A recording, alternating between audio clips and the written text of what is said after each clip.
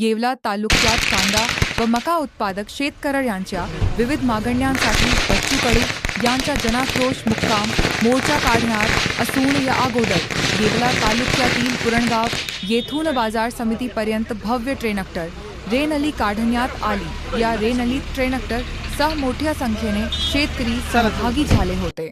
यानंतर बाजार समिती प्रांत कार्यालयावर मोर्चा काढण्यात येणार आहे।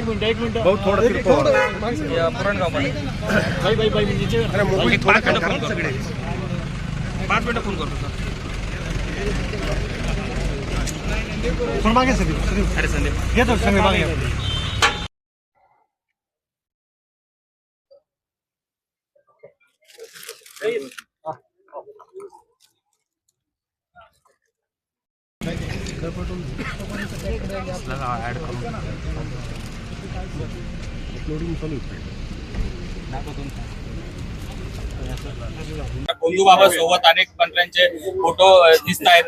रुपाली साखरकरांची विकेट पडली, भविष्यात आणखी कोणाची विकेट पडू शकते? फोटो तर लई जणांचे कोणाकोणासोबत आहे, त्याच्यात कोणीच राहणार नाही। मुख्यमंत्र्यासहित पैन सगळे कोण राहणार आहे?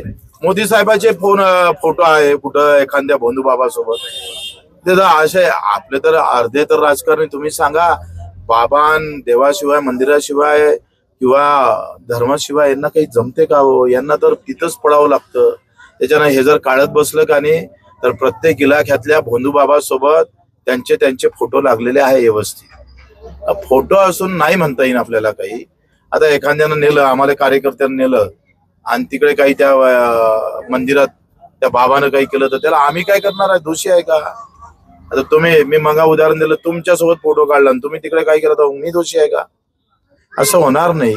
पण ही जी जमात वाढून राहिली ना भोंदू बाबाची, याला कारणे आपणच सगळे आहोत। लोकही तेवढेच कारणे आहे, लोकही तेवढेच जबाबदार आहे। नेते तर आहेच, म्हणजे एवढे खुळे नेते आहे, तिथं जाऊन पाया पसरत पाया लागतंय, त्याचे पाय धुतय आणि ते म्हणजे कठीण आहे। बापाचे पाय धुतले नसून साले ना त्याचे पाय धुतात, काय करणार?